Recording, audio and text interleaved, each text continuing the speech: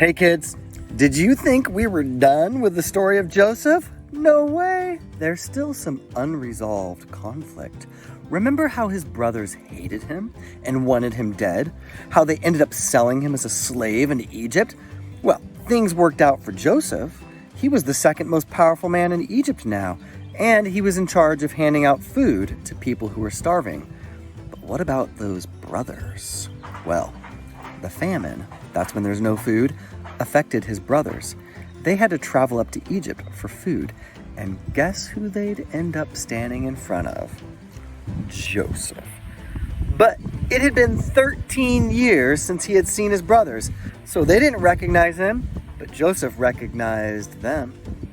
Joseph had the power now. He could totally get revenge on his brothers. He could have them sold as slaves somewhere else. They deserved it, right? Maybe. But Joseph was a good man, and he knew that God would want him to forgive instead of get revenge.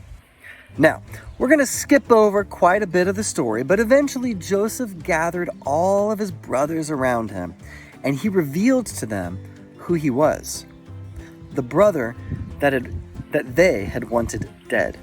As soon as they found out, they were very afraid. They thought Joseph was going to kill them. But here's what he said. It's found in Genesis 50, verses 19 through 20. He said to his brothers, "Do not fear. You meant evil against me, but God meant it for good, so that I could save people." Wow. Joseph knew that all the bad things that happened to him were for a purpose.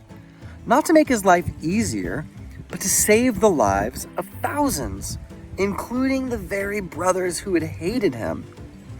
Do you know someone else whose main purpose was to save others, even those who had hated him?